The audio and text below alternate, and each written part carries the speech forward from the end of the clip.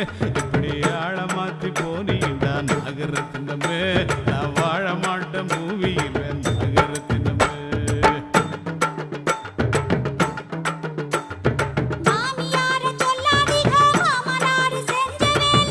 எல்லாம் உங்க அப்பா பண்ண வேலை தானா?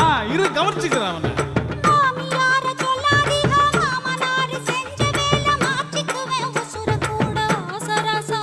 ஐயோ அப்படி எல்லாம் பண்ணிடாதம்மா.